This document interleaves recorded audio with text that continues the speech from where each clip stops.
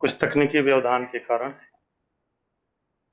अब वैदिक मंगलाचरण के अनंतर मैं पौराणिक मंगलाचरण के लिए अपने हिंदू अध्ययन के छात्र चौबे को आमंत्रित करता हूँ। आप आओ और मंगलाचरण प्रस्तुत करें। श्री सांब सदाशिवाय नमः। श्री विश्वकर्मणे नमः। विश्वेशं माधवं दुण्डिं दण्डपाणिं च भैरवं वन्दे काशीं गुहां गंगां भवानीं मणिकर्णिकां।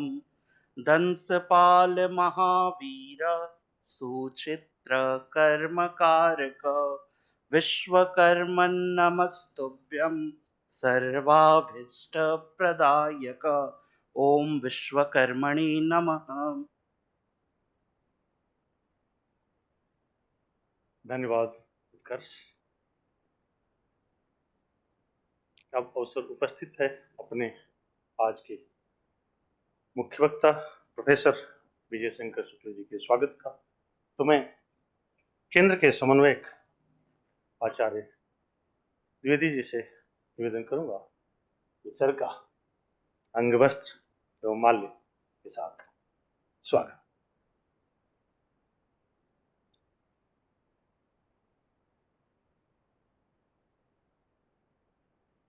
आचार्य श्री का भारत अध्ययन केंद्र के साथ एक गहरा जुड़ाव है और आप सहज ही हम सबके एक निवेदन पर उपस्थित होकर अपना अध्यय प्रदान करते हैं। अब मैं डॉक्टर अमित कुमार पांडे जी से निवेदन करूंगा कि केंद्र के समन्वयक आचार्य द्विवेदी जी का माल्य एवं उत्तरीय प्रदान कर स्वागत।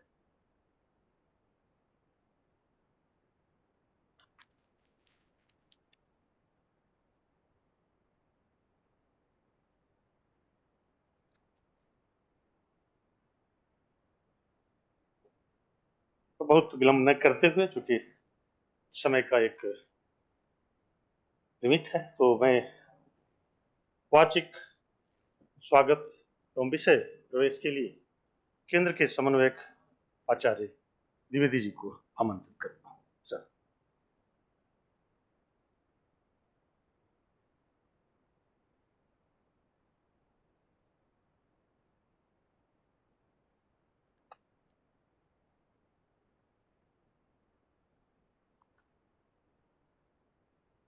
ध्येय सदा सविति मंडल मध्यवर्ती नारायण सरसिजासन संकृष्टः केयूरवान् मकरकुंडलवान् किरीटी हारे हिरण्मय वपुर्धित शंख चक्रः।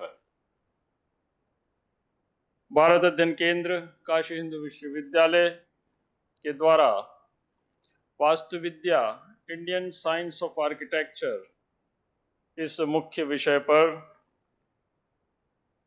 आज कार्यशाला का प्रारंभ हो रहा है। यह कार्यशाला का उद्घाटन सत्र है और उद्घाटन सत्र में मुख्य वक्तव्य देने के लिए हमारे बीच हमारे निवेदन को स्वीकार कर उपस्थित हैं आचार्य विजय शंकर शुक्ल जी। मैं भारत अध्ययन केंद्र काशी हिंदू विश्वविद्यालय कला संकाय तथा इस सभागार में उपस्थित समस्त प्रतिभागियों तथा भारत अध्ययन केंद्र के प्राध्यापक मित्रों की ओर से आचार्य विजय शंकर शुक्ल जी का हार्दिक अभिनंदन एवं स्वागत करता हूं। प्रोफेसर विजय शंकर शुक्ल जी, जैसा आप सभी को विदित है, इंदिरा गांधी राष्ट्रीय कला केंद्र से लगभग 4 से अधिक दशकों तक जुड़े रहे और आप वहां आचार्य के रूप में आपने इंदिरा गांधी राष्ट्रीय कला केंद्र को अपनी सेवाएं प्रदान की। काशी में जो इंदिरा गांधी राष्ट्रीय कला केंद्र का स्थान है, वहां आप निदेशक के पद पर अनेक वर्षों तक कार्यरत रहे और भारतीय विद्याओं का कौन सा ऐसा पक्ष नहीं है जो आपको अविदित हो। विदित की तो बात हम नहीं करते, जो आपको अविदित हो, क्योंकि इंदिरा गांधी राष्ट्रीय कला केंद्र का फलक भारतवर्ष और भारतवर्ष से जुड़े हुए संपूर्ण विश्व में जो भी भारतीय कला, स्थापत्य और संस्कृति से जुड़े पक्ष हैं उन पर केंद्रित है, और उन सबको आपने देखा, संभाला, उनको गति प्रदान की, और आपके नेतृत्व में उनमें निरंतर उत्कर्ष आया। ऐसी स्थिति में संस्था का उत्कर्ष और विद्या का उत्कर्ष दोनों में आप जीवन भर समर्पित रहे, निमित्त बने रहे। आपकी इस सेवा के लिए मैं आपको प्रणाम अर्पित करता हूँ। विगत दिनों भारत अध्ययन केंद्र से भी आपका अभिन्न संपर्क रहा।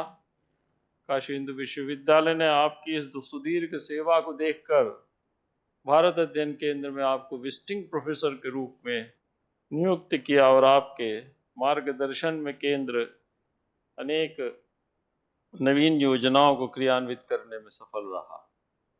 आज जो आपका वक्तव्य होगा वो है वास्तु विद्या का उद्भव, विकास एवं वर्तमान स्वरूप। ये मुख्य विषय है। इस कार्यशाला में कुल 15 व्याख्यान होने हैं, और डॉक्टर ज्ञानेंद्र नारायण राय जी जो हमारे यहाँ सेंचुरी विजिटिंग फेलो हैं, उनके कुशल निर्देशन में यह कार्यशाला 15 दिन तक 15 व्याख्यानों तक निरंतर चलती रहेगी। 27 अगस्त को अंतिम व्याख्यान है इसका। इन व्याख्यानों के माध्यम से मैं समझता हूं कि आप भारतीय वास्तुशास्त्र के समस्त रहस्यों से सूक्ष्म रूप से परिचित हो सकेंगे। देखिए, जितने भी शास्त्र हैं उन शास्त्रों का एक ही उद्देश्य है, दुःखत्रयाभिघाता जिज्ञासा तदपघात के हेतु। दैहिक, दैविक, भौतिक, तापा, ये तीन ही प्रकार के ताप हैं। एक दैहिक ताप, एक दैवीय ताप और एक है भौतिक ताप। और जितना भी जीवन का उपक्रम किया जाता है इन्हीं त्रिविध तापों की निवृत्ति के को लक्ष्य कर कर किया जाता है। इसमें जो आपका आध्यात्मिक पक्ष है, जो आपका उपासना का पक्ष है, जो आप अध्ययन करते हैं, विशिष्ट अध्ययन करते हैं और विशिष्ट ज्ञान प्राप्त करते हैं, वो सब है। लेकिन उसके साथ जिस स्थान पर आप अपना जीवन व्यतीत करते हैं, जिस आवास में आप निवास करते हैं, उस आवास की संरचना आपके संपूर्ण व्यक्तित्व पर असर डालती है। क्योंकि हमारे यहाँ प्रत्येक दिशा में एक देवता प्रतिष्ठित माना गया है। 8 दिशाएं तो 8 तरफ हैं, एक ऊर्ध्व और एक अधः। ऊर्ध्व का ब्रह्मा और अधः के भगवान विष्णु, और प्रत्येक दिशाओं के कोणों में हमने देवताओं की प्रतिष्ठा की, और उसके बाद प्रत्येक दिशाओं के अपने दिग्गज हैं। ये परिकल्पना हमारे यहाँ है। तो इस को दृष्टि में रखकर यदि आप स्थापत्य का निर्माण करते हैं, और वो स्थापत्य यदि शास्त्रीय विधि से बनता है, तो निश्चित ही वो आपके शारीरिक, मानसिक एवं बौद्धिक उन्नति में सहायक होता है। यह हमारी मान्यता है, और प्रायोगिक दृष्टि से देखा जाए तो यह उपस्थित दिखलाई देती है अनेक पक्षों से। यदि हम देखते हैं भारतवर्ष में जहाँ तक स्थापत्य का संबंध है, इसमें चित्रकला से प्रारंभ करके मूर्तिकला, मंदिर निर्माण और नगर योजना, ये सब समाविष्ट हैं वास्तु के अंतर्गत। नगर योजना से राष्ट्र की उन्नति है, मूर्ति निर्माण से जो हमारे राष्ट्र में दैवीय शक्ति है, आध्यात्मिक शक्ति है, उसकी उन्नति होती है। उसमें प्रतिष्ठित जो मूर्ति है उसके स्वरूप और उसकी उपासना से हमारे समाज की, हमारे व्यक्तियों की, नागरिकों की अभ्युन्नति की हम कामना करते हैं। इन सब पर अनेक ग्रंथ भारतीय परंपरा में लिखे गए। उनमें से मैं समझता हूँ कि कुछ तो उपलब्ध हैं, और उनका इंदिरा गांधी राष्ट्रीय कला केंद्र ने आचार्य विजय शंकर शुक्ल जी के कुशल निर्देशन में प्रकाशन भी किया है। मैं मतम तो मैंने देखा है सर, आपके यहाँ से छपा है, और चित्रसूत्र भी छपा है। चित्रसूत्र विष्णु धर्मोत्तर पुराण का है, जिसमें चित्रकला, मूर्तिकला इत्यादि के और मंदिर निर्माण के बड़े सूक्ष्म पक्ष प्रस्तुत किए गए हैं। लेकिन इसके अतिरिक्त मानसार अभी नहीं छपा है। समरांगण सूत्रधार प्रकाशित है, लेकिन उसका अर्थ लगाने वाले आज दुर्लभ है। आचार्य भोजराज का 11वीं शताब्दी का अपराजित पृच्छा एक बड़ा प्रसिद्ध ग्रंथ है, जिसमें प्रश्नात्मक शैली में मूर्ति निर्माण का विस्तृत विवरण हमें उपलब्ध होता है। और दक्षिण भारत के कुछ ऐसे ग्रंथ हैं जैसे शिल्प रत्न इत्यादि, जिसमें दक्षिण भारत की जो शिल्प कला है उसका विवेचन प्राप्त होता है। इसमें कुछ ग्रंथ आज प्रकाशित हैं, उन पर विचार किया जा रहा है, शोध किया जा रहा है, और कुछ ग्रंथ अप्रकाशित हैं। तो यदि आप सारस्वत दृष्टि से देखें तो भी इस क्षेत्र में अभी बहुत काम करना बाकी है। इसका जो प्रायोगिक पक्ष है वो तो साक्षात आपके जीवन में दिखलाई देता है, क्योंकि जिस परिवेश, जिस वास्तु, जिस वातावरण में आप निवास करते हैं वो आपके ऊपर सीधा असर डालता है। आपकी मानसिक, बौद्धिक और शारीरिक स्थिति पर वो सीधा असर डालता है। हम लोग कहते हैं, जैसे कभी कभी महसूस होता है कि यहाँ पहुंचने में कुछ अच्छी वेव्स आ रही है तो उस वेव्स का तात्पर्य क्या है? उस वेव्स का तात्पर्य है कि वहां निवास करने वाले व्यक्तियों की सात्विक, मानसिक जो अवस्थाएं हैं, वो अवस्थाएं उस स्थान को पूज्य बनाती हैं, उस स्थान को महत्व देती हैं। तो निर्माण के साथ वहां निवास करने वाले व्यक्तियों का भी महत्व है। तो ये कुछ महत्वपूर्ण ग्रंथ है। मानसार है, मैमतम है, समरांगण सूत्रधार है, अपराजित पृच्छा है, शिल्परत्न है, और विष्णु धर्मोत्तर पुराण का चित्र सूत्र है। और युगों युगों से ये विद्या हमारे यहाँ प्रतिष्ठित रही है।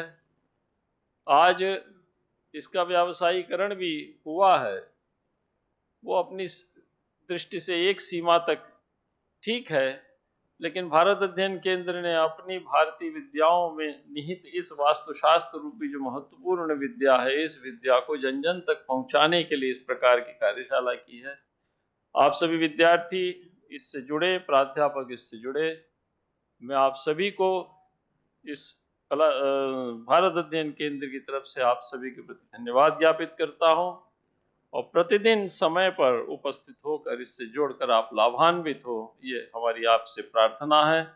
इन्हीं शब्दों के साथ मैं पुनः ऑनलाइन और ऑफलाइन रूप से जुड़े हुए समस्त प्रतिभागियों का हार्दिक अभिनंदन एवं स्वागत करता हूं। आचार्य विजय शंकर शुक्ल जी को प्रणाम निवेदित करता हूं और ज्ञानेंद्र जी से निवेदन करता हूं कि वे इस कार्यशाला को आगे बढ़ाएं।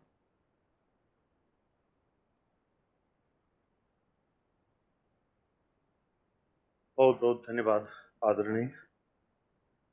आपने बिल्कुल सहज शब्दों में वास्तुशास्त्र को आप सबके समक्ष उपस्थापित किया। तो मैं बहुत विलंब न करते हुए, क्योंकि ये ऐसा शास्त्र है जिसको यदि हम जान जाएं तो फिर हमारी जो पूरा जीवन है वो सुखमय हो जाएगा। यदि उसमें कुछ त्रुटि है, जैसा आचार्य श्री ने संकेत किया कि इसका व्यावसायिकरण भी हुआ है, इसको अन्य तरह से, यही कारण है कि इस विद्या को लेकर के समाज के समक्ष भारत अध्ययन केंद्र उन आचार्यों के साथ जिनको शास्त्र के साथ साथ प्रायोगिक पक्ष का भी भरपूर ज्ञान है, तो ऐसे आचार्यों के साथ इस कार्यशाला को संपादित करने का संकल्प लिया है। और उस संकल्प में आप सब जो अपना अव्य लेकर के आहुति डालने के लिए उपस्थित हुए हैं, तो यह बहुत ही सुखद है कि आप सबकी जिज्ञासाएं हैं और तत्त आचार्यों के साथ विषय प्रवर्तन के अनंतर आपके प्रश्न भी आमंत्रित हैं। आप निसंकोच अपने प्रश्न भी रखेंगे जब आचार्य श्री का व्याख्यान हो जाएगा। सर,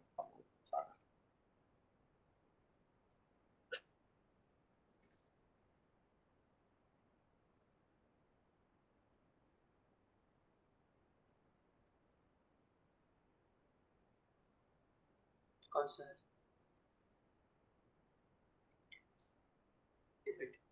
ओरिजिनल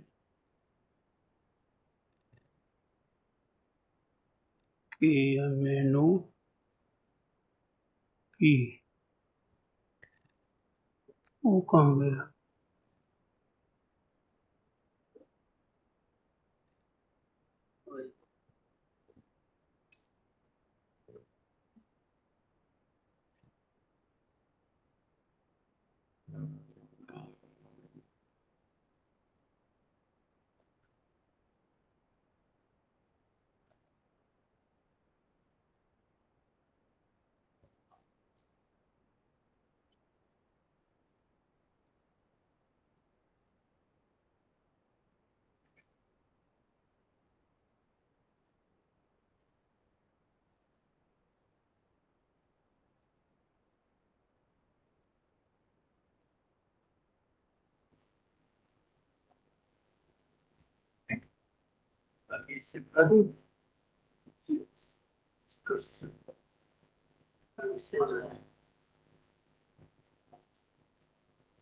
इसी से कर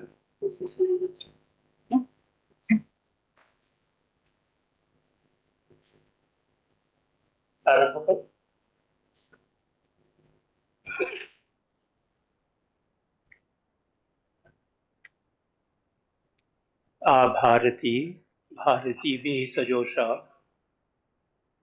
इडा देवैर्मनुष्यैर्विरग्नि सरस्वती सारस्वतीभिर्वाक् तिस्रो देवीर्बर्हिरेदं सदन् चैतन्यं शाश्वतं शान्तं व्योमातीतं निरञ्जनं बिन्दुनादकलातीतस्तस्मै श्रीगुरवे नमः। मन्नाथः श्रीजगन्नाथो मद्गुरुः श्रीजगद्गुरुः मदात्मा सर्वभूतात्मा तस्मै श्रीगुरवे नमः।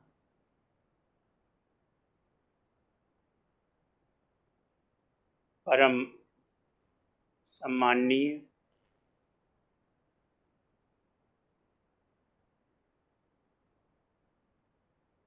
संपूर्ण भारत में भारतीय विद्या को जो प्रस्तुत करने का माध्यम बना और बन रहा है, ऐसे इस महनीय केंद्र के समन्वयक काशी हिंदू विश्वविद्यालय के वरिष्ठ आचार्य प्रोफेसर सदाशिव कुमार द्विवेदी,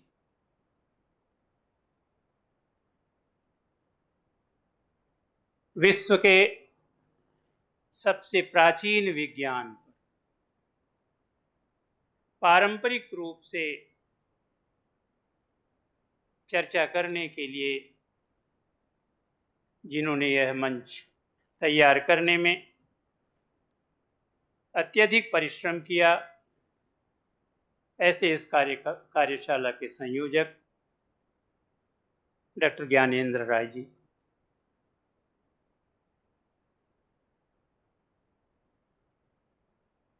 ऐसे सभी विद्वान जिनके साथ मुझे कुछ माह न कहूँ, मुझे लगातार कार्य करने का अवसर मिल रहा है। उसमें अमित कुमार पांडे जी, जया जी और हमारे सभी फेलोज और आप सब विद्यार्थियों के साथ तो वस्तुतः मैं घुल मिल सा गया था। तो मैं पुनः आप सबका विशेष रूप से इसलिए अभिनंदन करता हूं कि मुझे पुनः आपके बीच आने का सौभाग्य मिला। इस कार्यशाला के क्रम में यह आवश्यक था कि भारतीय परंपरा में हम वास्तु या जिसे आर्किटेक्चर कहते हैं या स्कल्पचर जिसे मूर्ति विज्ञान कहते हैं, वह किस रूप में शनैः प्रवृत्त हुआ। हम भारत के लोग विज्ञान को जिस भी तरह से समझते हैं उसकी एक कार्यशैली है, पद्धति है, लेकिन हमारा जो पारंपरिक विज्ञान है उस पारंपरिक विज्ञान को समझने का केवल एक ही शास्त्र और एक ही तत्व है जहां से हम उसको समझते हैं। हमारा शास्त्र क्या है, उसकी प्राचीनता के बारे में भी संदेह नहीं है, उसके कर्तृत्व के बारे में धारणाएं हो सकती हैं, लेकिन हम उसके कर्तृत्व के विषय में बस यही कहते हैं और यह मानते भी हैं कि जब से यह सृष्टि है तब से वह है। और हमारा वह अनुशासन, वह शास्त्र वेद है।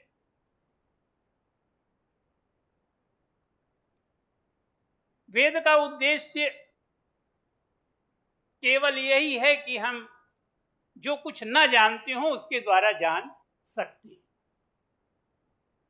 कुछ भी ऐसा नहीं है जो उसके द्वारा हम नहीं सकते। तो उसकी भी उत्पत्ति की जो प्रणाली है, पद्धति है, वह भी हमारे ऋषियों ने हमें प्रस्तुत की। सृष्टि का जो क्रम है, पांच भौतिक क्रम है, उस पांच भौतिक क्रम को अलग अलग तत्वतः भी प्रस्तुत करने के लिए हमारे पास वेद के चार विभाग के रूप में ऋग्वेद, यजुर्वेद, सामवेद एवं अथर्ववेद है। तो ऋग्वेद के बारे में हमारी यह धारणा है विशेष रूप से कि अग्नि से ऋग्वेद की उत्पत्ति हुई है। अग्नि अर्थात अग्नि के उस पर विशेष रूप से हम नहीं जाएंगे, क्योंकि अगर उसके ऊपर जाएंगे तो एक दूसरा पक्ष हो जाएगा। तो तत्वतः उसको भौतिक अग्नि के रूप में भी देखें, सूक्ष्म तत्व के रूप में देखें, तो हमारा एक ग्रंथ जो मंत्रों के विशिष्ट क्रियान्वयन को व्याख्यायित करता है संक्षेप में, कि मंत्र का प्रयोग किस रूप में हो, किस लिए हो, किस प्रकार हो, वह हमारा जो प्रकृति ग्रंथ है, अर्थात वह भी उतना ही महत्वपूर्ण है जितना हमारे वेद। उनमें उसे हम ब्राह्मण कहते हैं, और उन ब्राह्मण में एक है शतपथ ब्राह्मण। शतपथ ब्राह्मण शुक्ल यजुर्वेद का ब्राह्मण है। दो हैं उसके पक्ष, माध्यन्दिन शतपथ भी है और काणु शतपथ। वह हमें सूचना देता है या प्रमाणित करता है कि अग्नि से अर्थात अग्नि देवता से ऋग्वेद, वायु से यजुर्वेद और आदित्य से सामवेद की उपस्थित हुई। अब उपस्थिति हुई तो हमने कहा जितना सृष्टि का प्रवेश है, आदि है, उतना हमारा वेद का है। और कहने का मतलब जिसके द्वारा हम जानते हैं कि सृष्टि करनी है या सृष्टि हुई है, वो बताने वाला हमारे पास कौन है? वेद है। और वेद का संबंध जो है अग्नि, वायु और आदित्य से है। अब अगर हम क्रिया की दृष्टि से देखें तो सर्वप्रथम हमें नासदी सूक्त में इसका संकेत मिलता है। नासदी सूक्त में क्या संकेत मिलता है कि एक जो परम तत्व है, उस परम तत्व को हम ब्रह्म कहें या परम तत्व कहें, जिस भी रूप में लें, या इस सृष्टि का अध्यक्ष कहें, वहां अध्यक्ष शब्द भी आया है, उसने अपने ही समान, अपने ही रूप में एक तत्व की सृष्टि की, अपने ही रूप। और उसको हम, उस तत्व विशेष को हम किस किस रूप में देखते हैं? ब्रह्मा के रूप में देखते हैं, प्रजापति के रूप में देखते हैं, त्वष्टा के रूप में देखते हैं, विश्वकर्मा के रूप में देखते हैं। ये एक ही स्वरूप है, एक ही स्वरूप है जिसको हम अलग अलग कार्य की दृष्टि से देखते हैं। और यह सब उपस्थित हुए या उत्पन्न हुए। तो उत्पन्न होने वाली जो जितनी भी प्रक्रियाएं हैं उसका ज्ञान जो वेद हमें कराता है या जिस वेद के माध्यम से हम करते हैं, वह वेद क्या है? स्थापत्य वेद। तो ये सब इनका विस्तार कैसे हुआ? तो मुंडक उपनिषद में हमें सबसे पहले एक ये विशिष्ट देव विशेष का उसकी सूचना मिलती है कि ब्रह्मा देवानाम प्रथमम सम बभूव। ठीक है, सारे जितने भी तत्व हैं, भौतिक तत्व हैं, भौतिक तत्वों से सृष्टि होती है। आचार्य द्विवेदी जी ने कहा जितना भी है कहीं न कहीं कोई न कोई देवता निवास करते हैं। करते हैं कि नहीं करते? सब लोग, आप लोग करते हैं कि एक एक दिशा है, कभी उसकी ओर मुख करके प्रणाम कर लेते हैं, कभी उसके उस दिशा की ओर जो है वो अपने उस, आपने कहा कि जो दैहिक दैविक और भौतिक ताप है इससे मुक्त होने के लिए प्रार्थना करते हैं।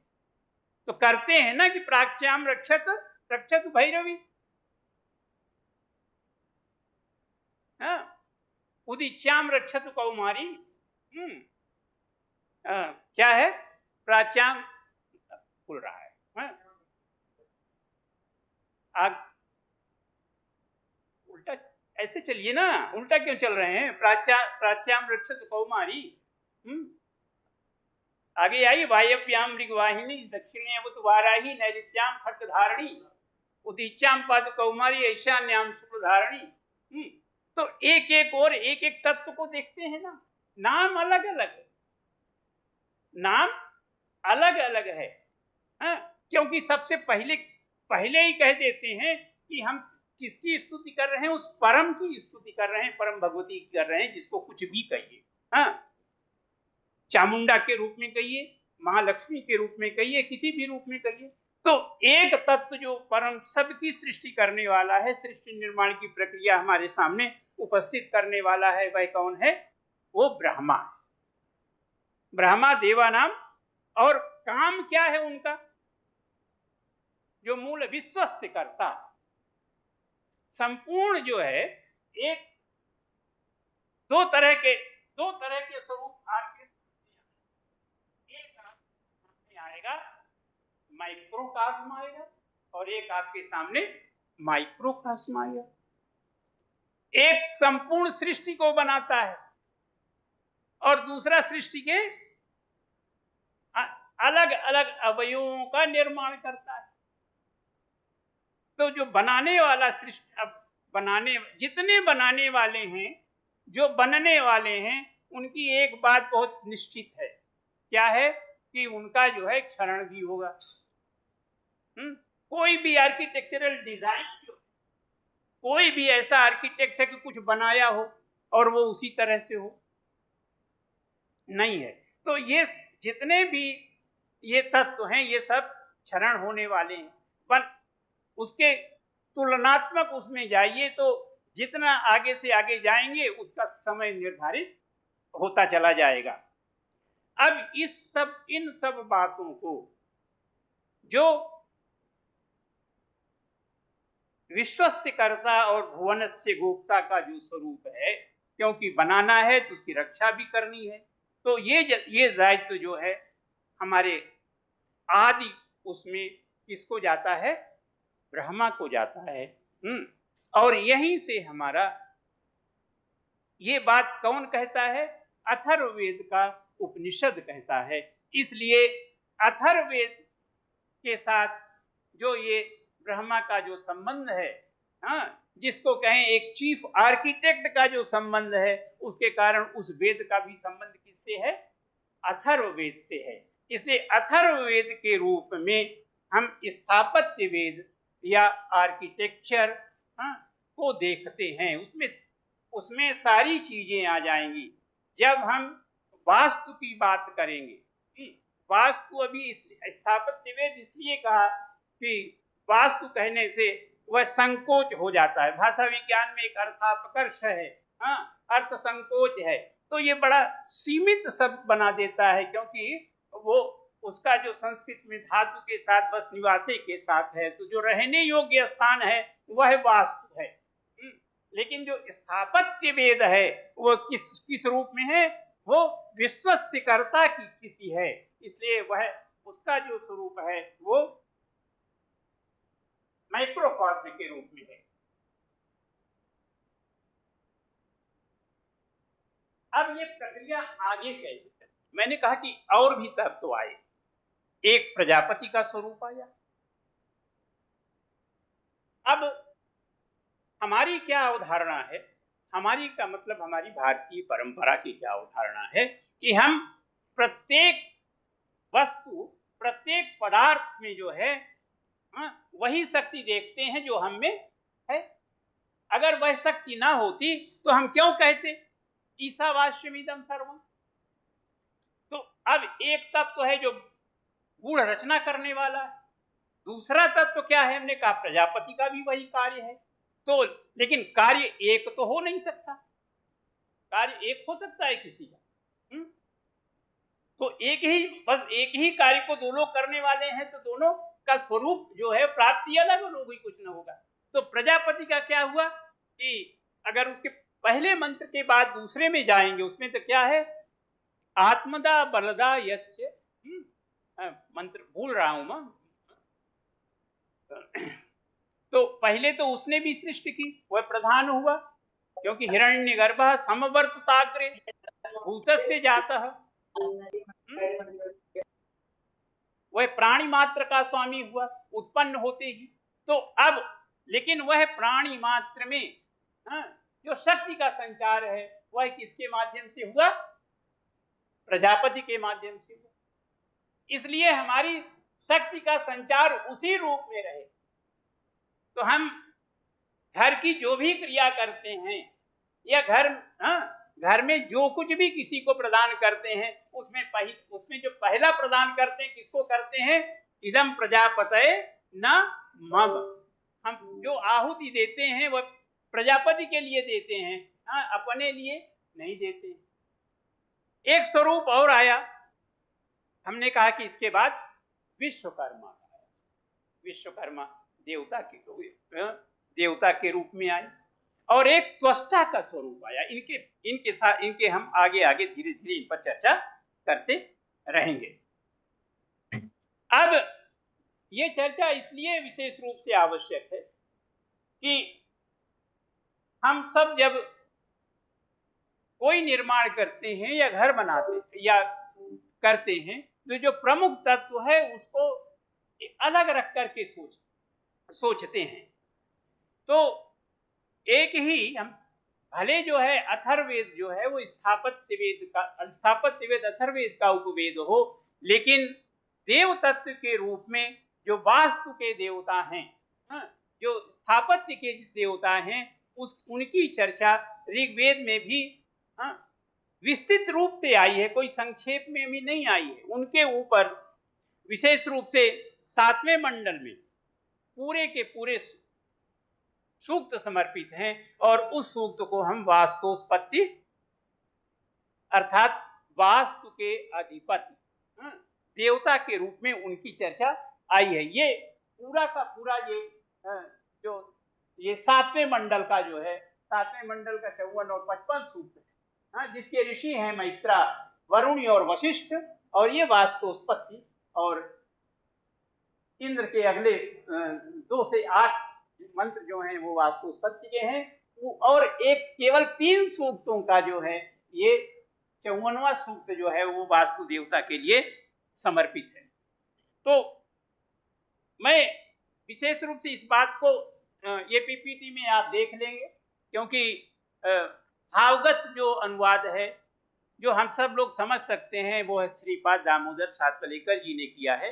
और इसलिए ये दामोदर सातवलेकर जी का यहाँ आपके लिए ये अनुवाद रखा हुआ है, इससे आप देख सकते हैं, समझ सकते हैं। आपके पास पीपीटी ये इसका हमको लगता है कि आप शेयर करेंगे, तो इसके अर्थ पर हम नहीं जाते।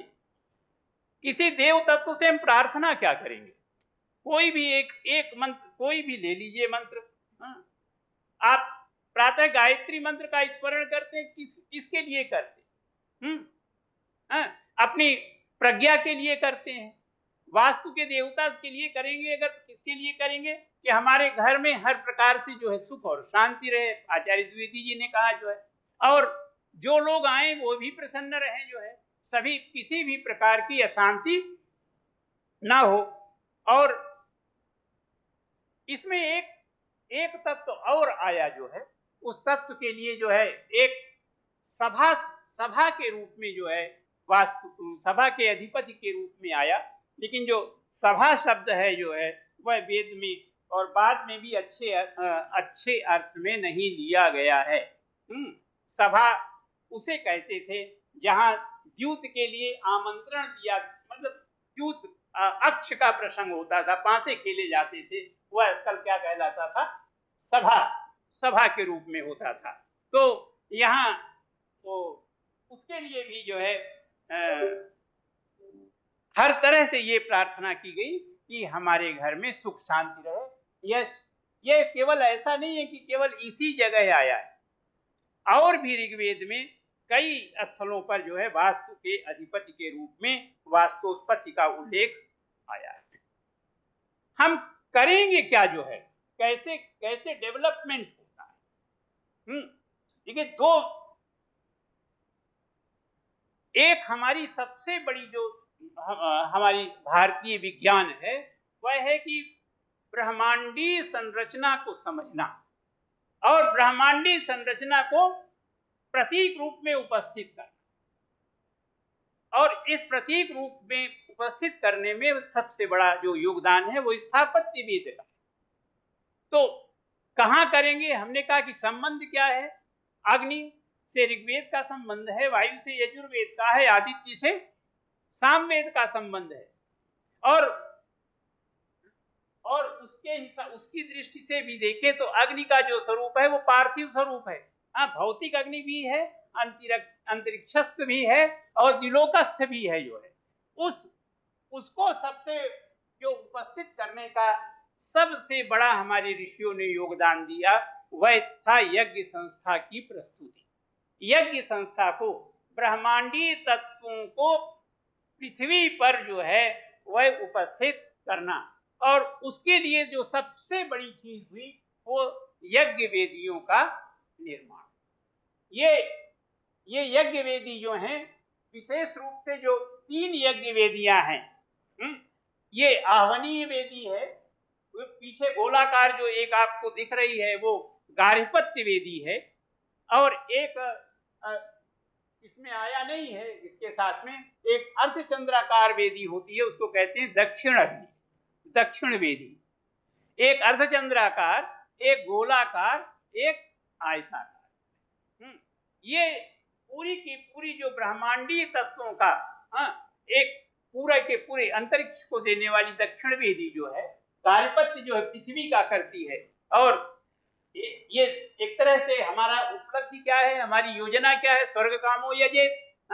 हम जो संपूर्ण एक तरह से द्युलोक का जो एक तरह से प्रतीक के रूप में हमारी आहवनीय अग्नि है, क्योंकि इसी में हम विशेष रूप से आहुति देते हैं। तो ये माध्यम बना, ये यज्ञ वेदियां माध्यम बनी हमारी साइंस ऑफ इंडियन आर्किटेक्चर के डेवलपमेंट का। ये मूल बात ये जान लीजिए, क्योंकि अब यज्ञ वेदी बन गई।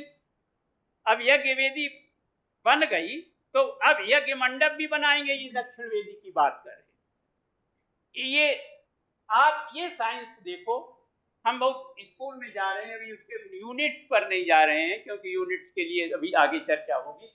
सभी का क्षेत्रफल बराबर होगा, दक्षिण वेदी का, गार्हपत्य वेदी का और आहवनीय का, सबका क्षेत्रफल जो है अब क्षेत्रफल निकालने की जो यूनिट्स है, जो माप है, उसमें रंच मात्र एक यव का भी, क्योंकि यव यूनिट बना जो है, आगे चलकर अगर होगा तो दूसरे लेक्चर में आप तो उस पर चर्चा करेंगे।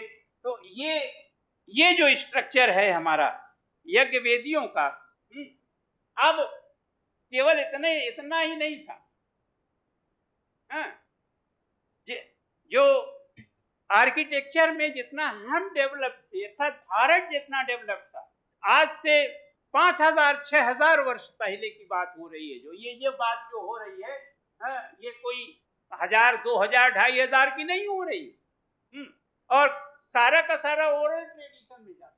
जब बड़े बड़े यज्ञ करते हैं हम, बड़े बड़े हम सोमयाग करते हैं, सोमयाग की में उसके प्रकृति याग हैं जो है, तो उसकी जो है पहले से यजमान और ऋत्विक के संबंध से पूरी यज्ञशाला की माप करते हैं, और माप करके पूरे यज्ञशाला के मंडप में कौन सी वेदी कहाँ होगी, उत्तर वेदी कहाँ होगी, प्रागवंश कहाँ होगा, मंडप कहाँ होगा, सबका लाइन ड्राइंग जो है वो स्केच मन में तैयार कर लेते। कोई रिटन डॉक्यूमेंट नहीं होता था। ये अध्वर्यु को भी कंठस्थ हो जाता था।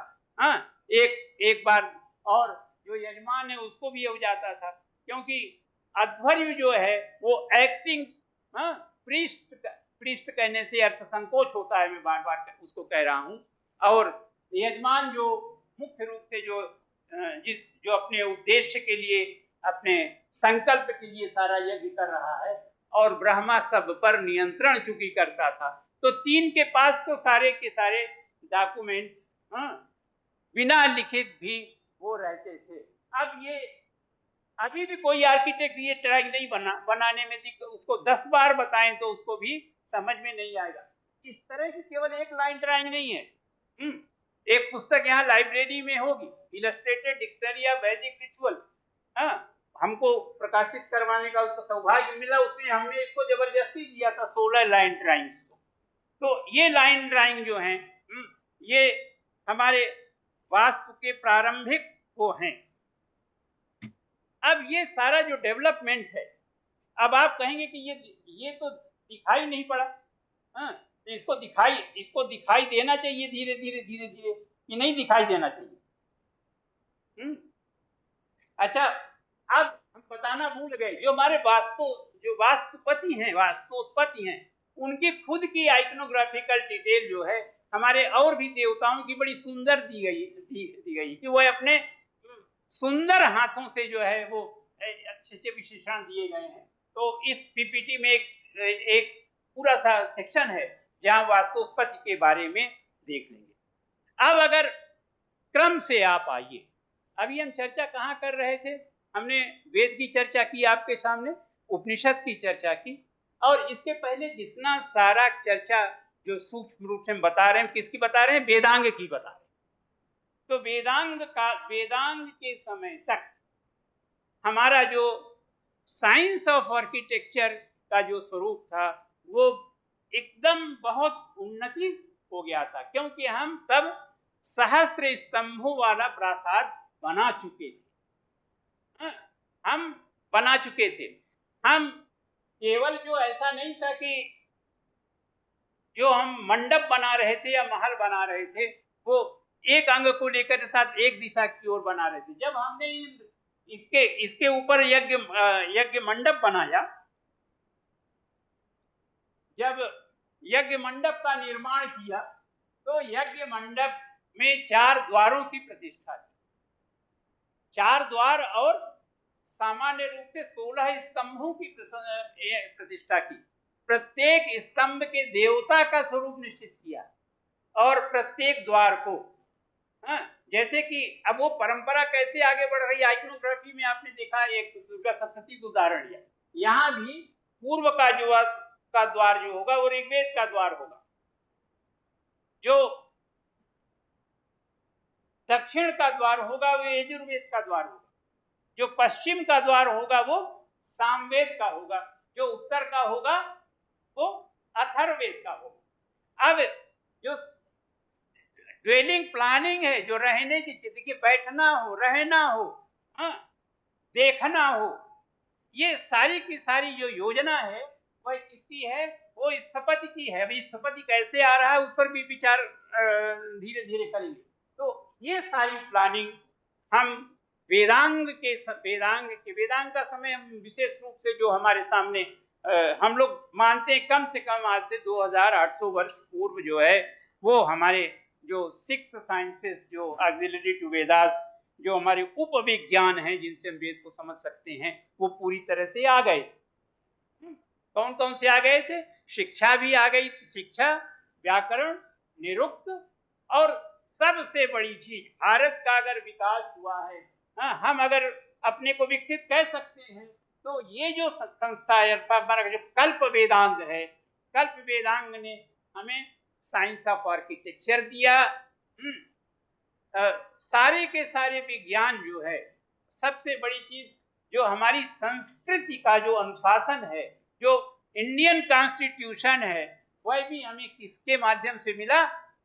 इसके माध्यम से मिला, क्योंकि दोनों अलग अलग नहीं हैं।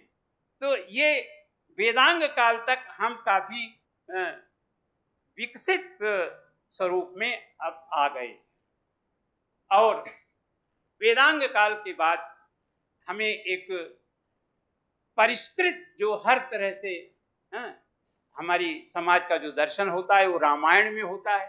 और रामायण के बारे में आप जितना जानते हैं सब लोग, कोई ऐसा नहीं है कि नहीं जानता होगा, कि हम मटेरियल वाइज भी डेवलप हो चुके थे, क्योंकि अगर देखिए हमने चर्चा ये नहीं की कि हम सिंधु घाटी की सभ्यता की चर्चा करें आपसे और बताएं कि हड़प्पा और मोहनजोदड़ो में हमें ये मिले, क्योंकि हम ओरल ट्रेडिशन की और बात कर रहे हैं, उसके कंपैरेटिव उसमें नहीं जा रहे हैं स्ट्रेटा में कि सिंधु घाटी की सभ्यता आगे है कि वैदिक सभ्यता, क्योंकि ओरल ट्रेडिशन में। लेकिन जो हम डेवलपमेंट क्ले स्टोन से मेटल तक आ रहे थे, तो यहाँ मेटेलिक आर्किटेक्चर का पहली बार हमें जो स्वरूप दिखाई पड़ता है वो रामायण काल में दिखाई पड़ता है, अलग अलग अलग रूप में। और जो वेदांग में जो स्वरूप हमें डिवीजन नहीं दिख रहा, सिमिलरिटी दिख रही थी, यज्ञशाला का स्वरूप बराबर दिख रहा था, जो कोई प्लानिंग जो भी मिल रही थी वो एक समान मिल रही थी, सब जगह लगभग अलग अलग रिचुअल्स को लेकर स्पेसिंग प्लेस बदल रहे थे। लेकिन यहाँ आकर के हमने वास्तु के प्रतीकों के आधार पर वास्तु निर्माण का हमने प्रयत्न शुरू किया, वह रामायण काल में। उसमें स्वस्तिक आकार के स्वस्तिक आकार भी आया।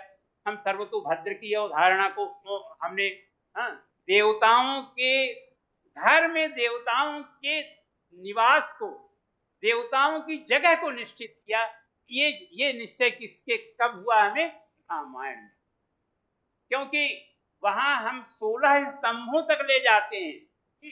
अब हम जो है सर्वतोभद्र के क्रम में एक पद से, एक पद कहाँ शुरू हुआ था? वो जो परम तत्व है उसका तो एक ही पद है, एक पद से सृष्टि करता है वो।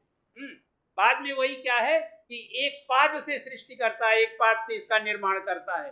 अब एक पाद से हम कहाँ तक अभी धीरे धीरे चलेंगे? 81 तक चलेंगे, सहस्त्र तक चलेंगे। तो रामायण के समय तक जो है, लेकिन हमारे पास कोई मैनुअल नहीं, हमारे पास अभी इन स्वतंत्र मैनुअल नहीं है, पार्ट है।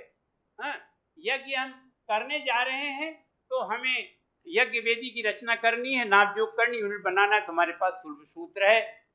और सारी की सारी टेक्नोलॉजी जो है वो कहाँ है? वो अंतःकरण में है, मन में है। कौटिल्य अर्थशास्त्र में दे रहे हैं, तो उसमें वो अभी श्रमण ट्रेडिशन में जाएंगे तो उसके बाद की चर्चा करेंगे। तो वहां भी स्वतंत्र मैनुअल हमारे सामने नहीं आ रहा है। लेकिन एक बहुत विचित्र बात आ रही है कि ट्रेडिशन कभी भंग नहीं हुई। ट्रेडिशन क्या थी? यहाँ जो है घर बना रहे हैं, यहाँ जो उजड़ी हुई लंका को फिर से बना रहे हैं, कौन बना रहे हैं? मैं बना रहे हैं। तो मैं एक परंपरा है, एक प्लान है जो है, जो लगातार चला आ रहा है। वो दानव के रूप में, हम दानव से उनका जो है, हमको लगता है कि हम वो तो परम, जो सुपीरियर सुप्रीम साइंटिस्ट के रूप में अगर जिसका नाम लिया जाए तो मैं का हम ले सकते हैं। वह मैं यहाँ भी है, रामायण काल में है। अब इसके बाद वो महाभारत काल में भी सारी की सारी जो ब्रिज बनाने की टेक्नोलॉजी है, सब कुछ जो है रामायण काल में हमें आ रही है। और जो मैं की परंपरा है, मैं मत अर्थात थ्योरी ऑफ मैं के सिद्धांत, वह सिद्धांत हमें रामायण काल से मिलना प्रारंभ हो जाते हैं, जिनको हम ये मानते हैं कि मैं दानों ने आया।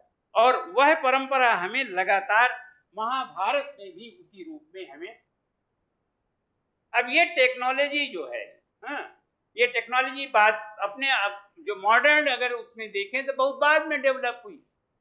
अब कितने बनते हैं, देखिए डेटिंग अगर करिए, रामायण की डेटिंग में जाइए तो 5000 वर्ष पहले कहीं भी रामायण को आप फिक्स कर सकते, 5000 कहिए या 4500 कुछ वर्ष, वो उसके पहले तो हो ही नहीं सकता, हम ये कहना चाहते। उसके बाद कहीं आए तो उस समय, अर्थात जब द्वापर का प्रारंभ हुआ, उस समय महाभारत के काल को ले तो उस समय मैंने जो है वो आर्टिफिशियल जो गैलरी बनाई, जल की जगह थल और थल की जगह जल का जो उपस्थित किया, ये उस काल में हो चुका था। केवल एक जगह नहीं बनाया। अब जो सिटी प्लानिंग की बात जो हम हड़प्पा और मोहनजोदड़ो से करते आए हैं, उस सिटी प्लानिंग का जो मैप, ये मैप जो है, ये जितने भी महाभारत कालीन शहर हैं, चाहे वो हस्तिनापुर हो, द्वारिका हो, या ये सारे के सारे आर्किटेक्ट्स की प्लानिंग का हमें मिलते हैं। अब हमें जो ये जानने की जरूरत है कि ये सब कुछ तो हुआ, लेकिन हमारे पास मैनुअल क्यों नहीं? तो मैनुअल ना होने का कारण, प्रबंध ग्रंथ ना होने का कारण हमारी मौखिक परंपरा। हम हमेशा से ये रहे कि जो लिखित पाठक है वह आलोचना का जो है केंद्र बिंदु होता है। तो इसलिए हमारे ऋषियों, अच्छा हमारे सारे के सारे जो ऋषि हैं, केवल एक ही जो है शास्त्र के मर्मज्ञ नहीं। आर्किटेक्चर के क्षेत्र में जो सबसे प्रतिष्ठित नाम है, वह किसका है? काश्यप, महर्षि काश्यप का। और काश्यप की संहिताएं देखिए आप, आयुर्वेद में भी आपको काश्यप की संहिता मिलेगी आपको। प्रत्येक, भरद्वाज को लीजिए आप, वेद के ऋषि हैं, साक्षात रिचुअल के वो मास्टर हैं, जो विमान शास्त्र के वो प्रणेता हैं, जो इतनी टेक्नोलॉजी। तो ये सारे के सारे ऋषि परंपरा से अनुव्रत पितु पुत्र को दिया या शिष्य को दिया, उस परंपरा से ये चलती रही। लेकिन पुराण के समय तक आते आते हमारे पास जो है क्लासिफिकेशन जो है हमारे पास आ गया। काल की दृष्टि से अगर आप देखिए तो अब हमने कहा कि हम रामायण में आए, फिर महाभारत में आए। रामायण महाभारत के बाद हमारा वेदांग का है। हमने कौटिल्य अर्थशास्त्र की भी अगर आप चर्चा कर लें, और उसके बाद जो है ये जो हमारे पुराण हैं, पुराण की हम डेटिंग नहीं कर सकते। यद्यप हमारे आचार्यों ने कुछ पुराणों को 1वीं शताब्दी से 5वीं शताब्दी तक, कुछ को 5वीं शताब्दी से 8वीं शताब्दी तक, कुछ को 8वीं से लेकर उसके 3 काल खंडों में बात है। लेकिन ये कंटिन्यूअस ट्रेडिशन है, क्योंकि यज्ञ जो संस्था है उसका ज्ञान ना होने से आपको या हमें जो है वो भारतीय परंपरा का ज्ञान नहीं हो सकता। तो बड़े बड़े जो संवत्सर यज्ञ हैं उनके अवसर पर हमारे ऋषि, हमारे जो महर्षि होते थे, वह अपने जो यजमान या उपस्थित जन समुदाय को या तो तीर्थ महात्म्य बताते थे, या तो भूगोल बताते थे, या कोई न कोई तत्व जो है वो उपस्थित करते थे। वही तत्व परंपरा से एक तरह से आगे चलकर पुराण के रूप में हमारे सामने आया। उसमें जो वास्तु की दृष्टि से जो कुछ पुराण हैं जो है वह महत्वपूर्ण है। उसमें से एक मत्स्य पुराण है, आपका अग्नि पुराण है, विष्णु धर्मोत्तर पुराण है, सांब पुराण है। ये जो पुराण हैं, ये पुराण वास्तु को विविधता के साथ इनकी व्याख्या करते हैं। तो पहली बार जो है हमारे पुराण जो हैं वो ऋषियों के नाम देते हैं, जो साइंस ऑफ आर्किटेक्चर के पुराण। तो ये 16 नाम, 16 या 18 नाम जो है ये पहली बार हमको कहाँ मिले? मत्स्य पुराण में सूची मिलती। अब इनमें सबको जाने दीजिए, क्योंकि सब थोड़ा थोड़ा तो सब चर्चा है। सुप्रति सुप्रणीति में भी चर्चा है कि सब में आ जाए, लेकिन यहाँ भी छोड़ दे, ब्रह्मा को भी छोड़ दे क्योंकि आदि प्रणेता है, लेकिन हमारे पास वह विश्वकर्मा और मैं जो है ये एक कंटिन्यूअस ट्रेडिशन के रूप में हमारे सामने आते हैं, जिसकी चर्चा हमें मत्स्य पुराण से मिलने लगती है। अब एक और परंपरा हमारी अलग अलग संहिता आई। हमारे एक और मैनुअल है हमारे पास, उसको आप सबको पढ़ना चाहिए। वह है वराह मिहिर की बृहत संहिता। मैं कहता हूं कि ऐसा क्या है जो उसमें नहीं है? उसमें सब कुछ है। तो वो कहते हैं कि विशेष रूप से 4 लोगों, इनका रेफरेंस देते हैं, गर्ग, मैं, विश्वकर्मा, वशिष्ठ, नग्नजित और भारद्वाज। अब इनमें ये कहते हैं कि ये सब जो हैं ये सुप्रीम देव शिल्पी है। देव शिल्पी तो हैं ही, क्योंकि सामान्य मनुष्य तो तुरंत लंका नहीं बना सकता, सामान्य मनुष्य तो खांडव प्रस्थ को इंद्रप्रस्थ नहीं बना सकता जो है, तो देव शिल्पी तो हैं। और उनमें से जो ब्रह्मा है वस्तुतः, अब उनकी आइकनोग्राफिकल डिटेल में जाए, ब्रह्मा के मुख क्या है? वही 4 वेद, चतुर्वेद हैं, 4 वेद हैं, क्या अर्थात वो ज्ञान स्वरूप हैं वो। और वही जो है वह ये चीफ आर्किटेक्ट हैं, विश्वस्य करता है।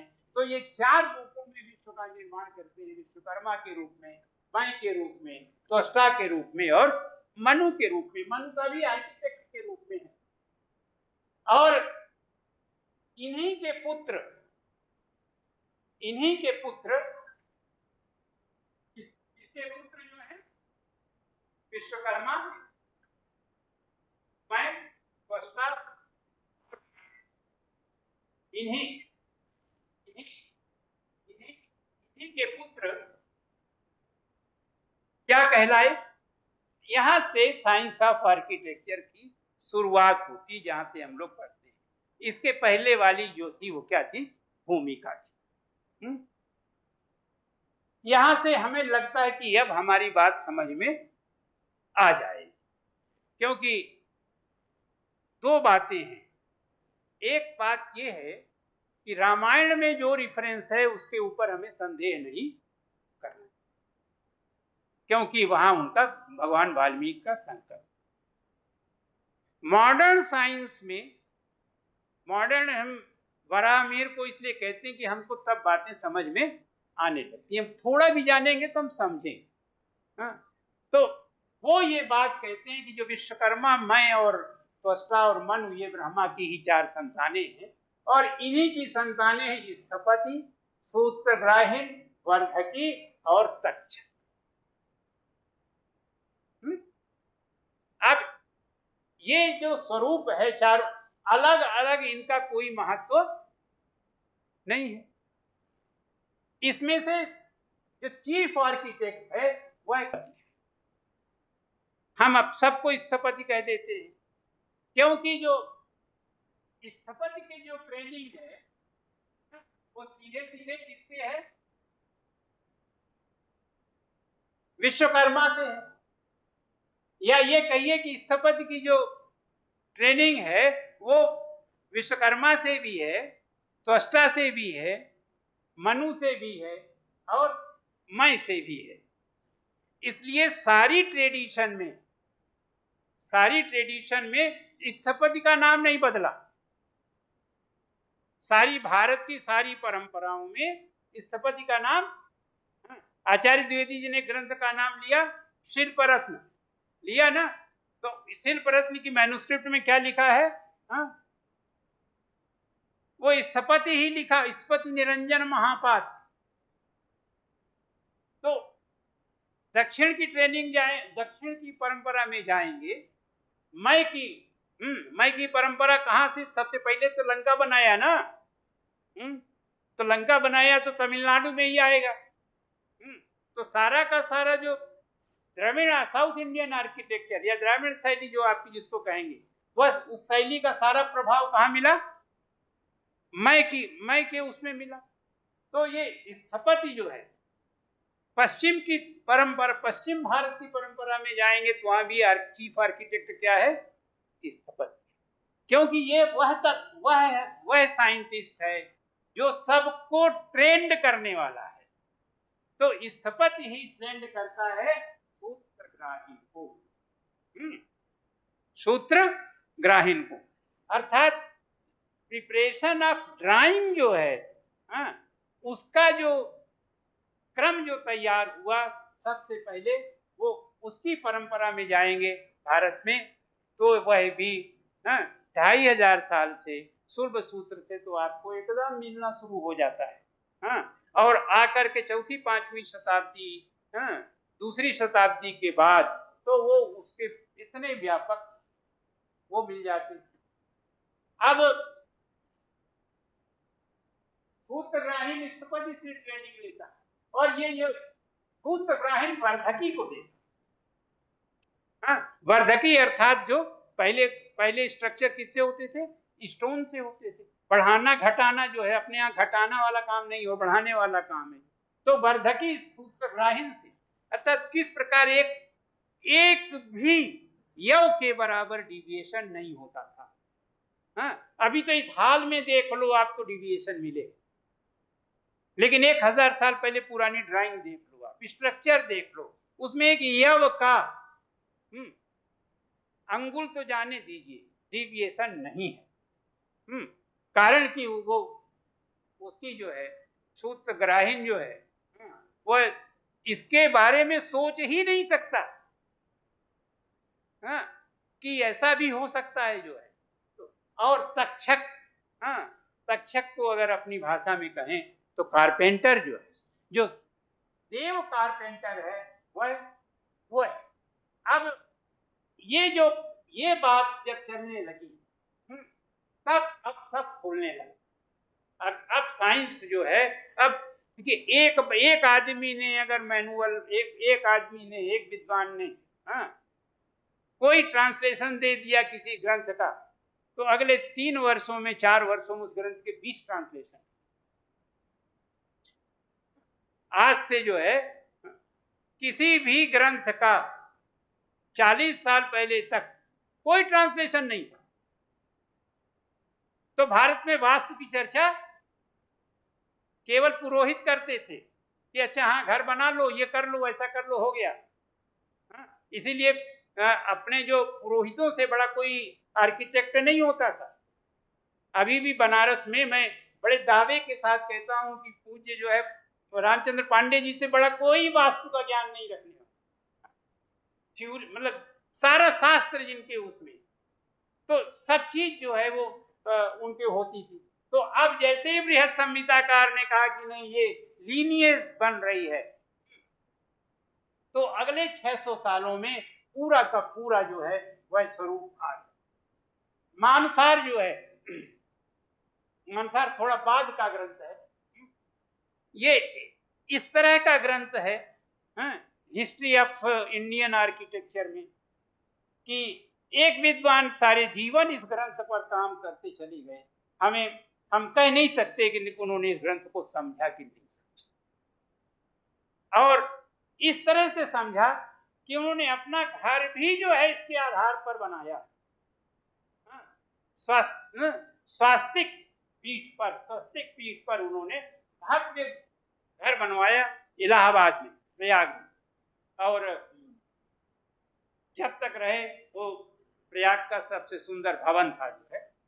अभी भी बाद में वहां के एक बीड़ी व्यापारी ने उसको खरीदा था। अब ज्यादा प्रशंसा नहीं करेंगे, लेकिन ये हमारे एक गुरु जी ने कहा कि बीड़ी व्यापारी ने, मुझे कहना हो तो मैं कहूंगा कि वहां के पूर्व सांसद ने उसको खरीदा जो है। तो स्वस्तिक बनाया उन्होंने। मैं एक दिन देख रहा था कि 50 वर्ष मानसार पर काम किया उन्होंने, और उनका ग्रंथ जो है इंसाइक्लोपीडिया ऑफ इंडियन आर्किटेक्चर केवल मानसार के ऊपर है। ऐसे प्रोफेसर प्रसन्न कुमार आचार्य कहते हैं कि अपने ग्रंथ में कि 32 जो है विद्वानों की सूची जो है, प्राचीन आर्किटेक्ट की सूची आ रही, जो भी सूचियां आ रही हैं उसमें विश्वकर्मा नहीं छूट रहे हैं, त्वष्टा नहीं छूट रहे हैं, मैं नहीं छूट रहे हैं। इवन मानसार मानबोध आर्किटेक्ट के रूप में है। और जो आर्किटेक्ट के नाम आ रहे हैं बाद में वो भवन के नाम से भी आ गए। अभी जब हम श्रमण ट्रेडिशन में बात करेंगे, चैत्य की बात करेंगे, तो वो आर्किटेक्ट के रूप में आ गए। इंद्र स्वयं जो है वो आर्किटेक्ट के रूप में। तो अब हमें कहने का मतलब है कि अब लगभग 5वीं शताब्दी के बाद से जो ग्रंथ आए जो है उनमें वास्तुविदों की एक विस्तृत सूची हमें प्राप्त होगी। उन ग्रंथों में मुख्य रूप से हम और चर्चा भी आगे थोड़ा थोड़ा करेंगे जो कि बाकी सब लोग कैसे मानते हैं। जैसे कि मैं परंपरा में जो ग्रंथ आया जो लगभग 14वीं शताब्दी का जो मानते हैं, और जो सिटी प्लानिंग और आइकनोग्राफी पर है कि शहर नगर नियोजन कैसे करेंगे और मूर्ति निर्माण कैसे करेंगे, वो है मैमथ। तो मैमथ उस तरह की सूची तो नहीं देखा, लेकिन मैमथ एक अलग हिस्ट्री क्रिएट करता है उस रूप में। आगे चर्चा करेंगे इसमें। तो ये चर्चा हम करते बीच में आपको बताए कि किस तरह से। अब मैमथ में जो चर्चा आई वो सीधे सीधे अपने जो है लीनिएज का स्मरण कर, प्राज्ञो मुनिर्मय करता सर्वे साम वस्तु। आदि जो मुनि हैं जो है उनकी चर्चा करके वह अपनी चर्चा आगे बढ़ाते हैं। यह देखिए, अब इन सब ग्रंथों पर ये तो आप सबका सौभाग्य है जो लोग, भारत अध्ययन केंद्र लगातार इस विषय पर चर्चा कर रहा है। भारत में यह चर्चा अगर किसी ने शुरू की तो फ्रेंच स्कॉलर ने शुरू। सारे जीवन आज से 50 वर्ष पहले वो व्यक्ति काम करता रहा और उसने फ्रेंच इंस्टीट्यूट ऑफ इंडोलॉजी के माध्यम से उसने इसका टेक्स्ट तैयार किया जो फ्रेंच नोटेशन के साथ निकला था मैमथ के नाम से, और बहुत वर्षों तक पढ़ा रहा। भारत की दृष्टि ही नहीं गई उस ग्रंथ के ऊपर। वो बाद में उसका अलग से उसी व्यक्ति ने एक अंग्रेजी ट्रांसलेशन कर दिया। यह बात जो है वो 1990 के पहले की है केवल। तो अंग्रेजी वाला कोई पढ़ता था, आर्किटेक्ट संस्कृत समझ नहीं सकते थे। उस ग्रंथ का ध्यान फाइनली इस ग्रंथ को 1994 में कपिला जी ने प्रकाशित करवाया अपने एजेंसी से। तब मुझे ये लगा था कि हमसे बहुत हमारा शोषण किया जा रहा है, और इस ग्रंथ को देखने के लिए, इसकी प्रूफ रीडिंग के लिए हमें दिया जा रहा है, हमें क्या करना है इससे। ऐसे बहुत सारे काम हैं जो हमें अब प्राय रोज दुख देते हैं कि ये देखिए विद्या पास आती भी 3 बार इसकी प्रूफ रीडिंग की, और मैंने कहा मुझे इसको नहीं समझना है। ये आर्किटेक्ट, इसको आर्किटेक्ट और लेकिन अब ये इस ग्रंथ का प्रभाव था कि इसके 3 रिप्रिंट भी मैंने करवाए अपने उससे, तो अब जो है ये अपना स्वरूप बोलने लगा है। तो ये अद्भुत ग्रंथ है। हाँ, धीरे धीरे तो अब ये इंग्लिश के ट्रांसलेशन के साथ, और इसका अच्छा यह हुआ कि एक विदुषी जिन्होंने कि लगभग 30 वर्ष काम किया वास्तु ग्रंथों के ऊपर, तो उनका ट्रांसलेशन काफी नजदीक है टेक्स्ट। तो शैलजा पांडे जी का जो ट्रांसलेशन है, शैलजा जी ने पहले वास्तु सौख्यम पर टोडरमल के काम किया, अपनी थीसिस के रूप में काम किया। फिर उन्होंने जो है वो राजवल्लभ मंडन का ट्रांसलेशन, राजवल्लभ मंडन सूत्रधार मंडन का, और महमद का ट्रांसलेशन किया, और शिल्परत्न कोश का भी, वो प्रकाशित नहीं है जो है, ये किया। तो ये ग्रंथ, तो अब इस ग्रंथ में एक बात और महत्वपूर्ण है कि हम अलग अलग लेते हैं, अलग अलग नाम। इन्होंने जो है सिनोनिम्स दिए, पर्यायवाची भी दिए, हाँ, कि किन किन कहाँ किसको किसको हम कहेंगे। तो ये जो शब्द हैं, विमान, भवन, हर्म, सौध, धाम, निकेतन, प्रासाद, सदन, सद्म, ये आवासक, गृहम, आलयम, निलयम, वास्मास्पदम, वस्तु, वास्तुकम, क्षेत्रम, आयतनम, वेश्म, मंदिरम, विष्णेकम, पदम, लयम, क्षयमागारम, च तथोद्भतितम।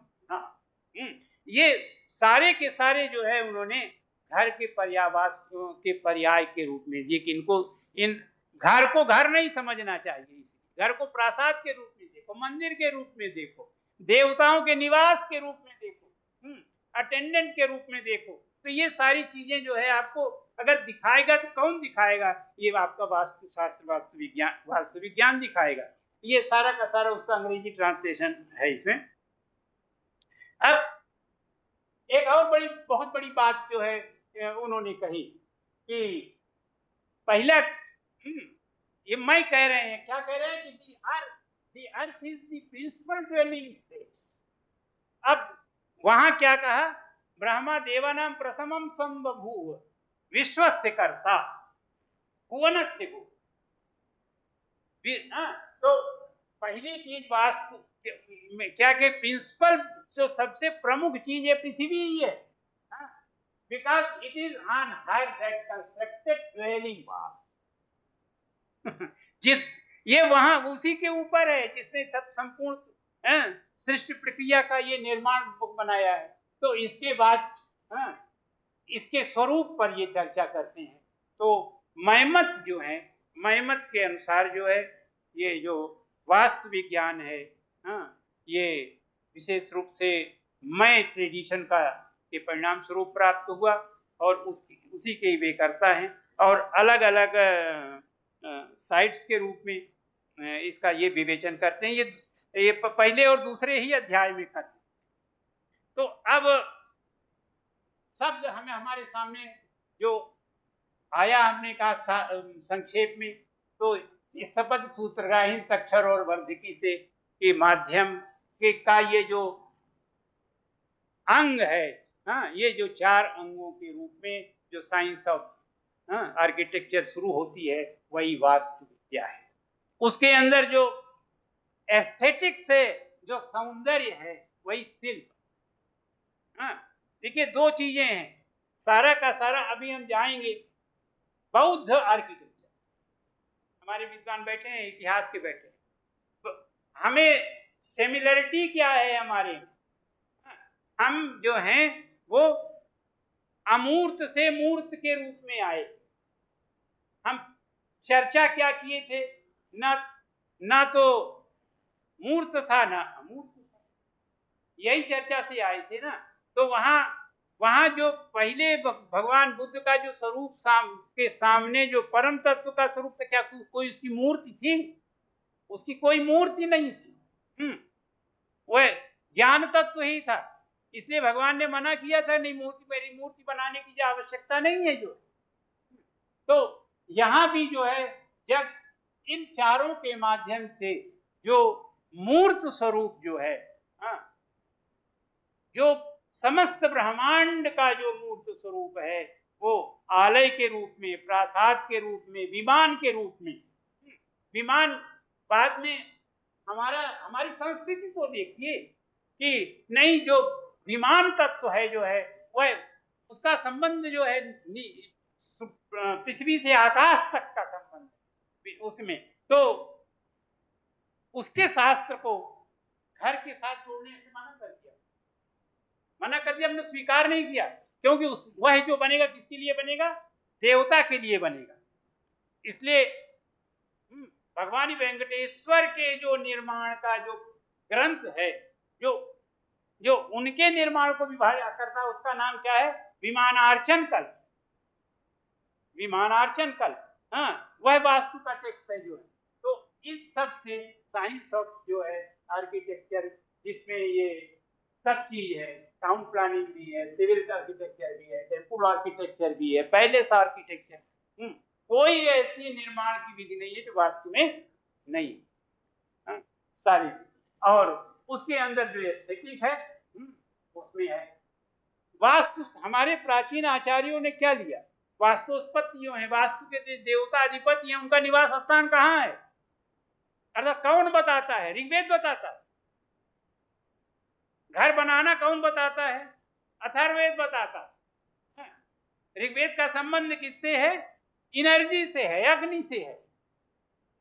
तो हमारी टेक्नोलॉजी क्या हुई कि हम जो है वो एनर्जी को कैसे क्रिएट कर सकते, ऊर्जा को, हमारी जगह ऊर्जावान कैसे हो, उस ऊर्जावान एनर्जेटिक एनर्जी को एनर्जाइज करने की जो प्रोसेस है, वह साइंस ऑफ आर्किटेक्चर का मुख्य उद्देश्य है उस रूप में। और ये सारी चीजें ही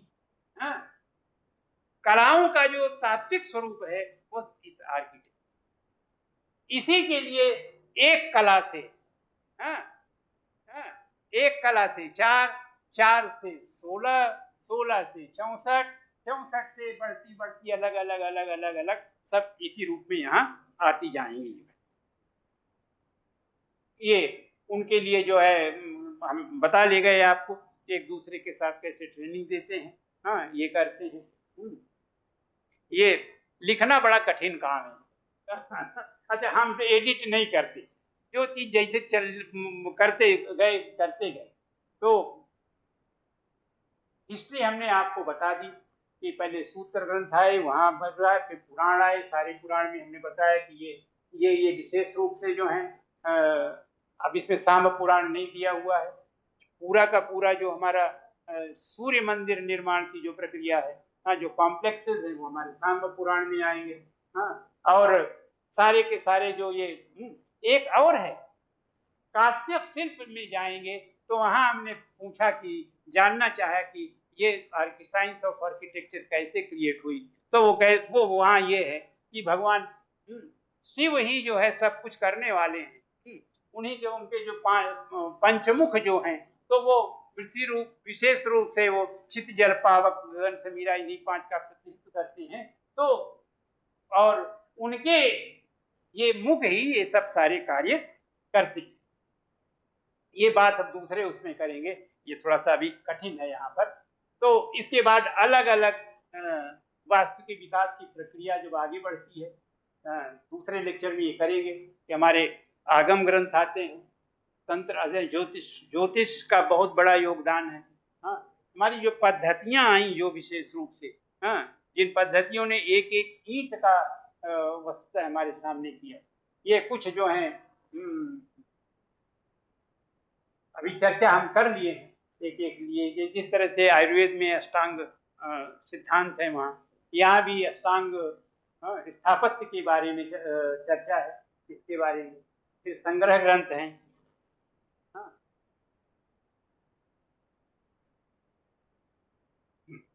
तो ये वाली चर्चा तो हम कर रहे थे जो हमारा पारंपरिक था।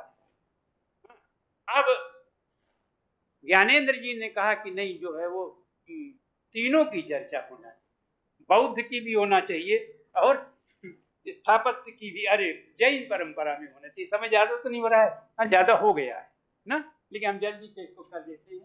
तो दोनों परंपराओं में कोई अंतर नहीं है। जो वो यज्ञ वेदी थी, हाँ यज्ञ वेदी आप करे रहिए तो वो क्या है, अर्धचंद्राकार दक्षिण वेदी है। आप उसको ऊपर करके उल्टा कर दीजिए तो क्या बन जाएगा, स्तूप बन जाएगा। वो क्या है, पूजा की स्थली है। तो सारे के सारे अशोक ने क्या किए कि भगवान बुद्ध के जो अवशेष थे, उन अवशेषों को उन्होंने फिर से खुजवाया और खुजवा करके उन्होंने जितना हो सका, हजारों की संख्या में, एक जगह तो हमने पढ़ा कि 84,000 स्तूप बनवाए। तो ये स्तूप टेक्नोलॉजी जो है, ये वस्तुतः इसका जो प्रतीक स्वरूप है वो बहुत व्यापक है। तो पूरे भारत में उन्होंने पहले तो सूक्ष्म था, मूर्ति नहीं थी, फिर भगवान की मूर्ति आई। मूर्ति में ये विशेष रूप से स्तूप, चैत्य और विहार, ये 3 आर्किटेक्चरल जो है डिजाइन आई।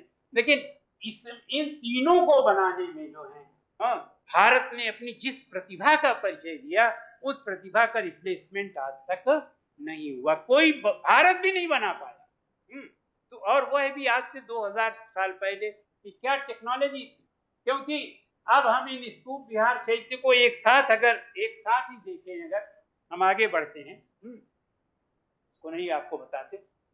हाँ, अब स्तूप के रूप में ये सांची का स्तूप देखिए आप जो है, हाँ इसके, ये तो बाहर से ऐसा दिख रहा है, लेकिन इसके अंदर जो आइकनोग्राफिकल डिटेल है, इसके अंदर जो शिल्प है जो है, वह कहीं भी जो है, क्योंकि एक सोपान और ऊपर आया, जो अब तक यज्ञशाला में और प्रासाद में और दुर्ग में उपस्थित हो रहा था, यह एक उपासना के, एक उपासना साक्षात ज्ञान के प्रतीक रूप में, क्योंकि ये स्तूप उसी के लिए बनाते, स्तूप और चैत्य और विहार सब सारे बौद्ध भिक्षुओं संबंधित थे, या तो अवशेष रखने के लिए या तो वो करने के लिए।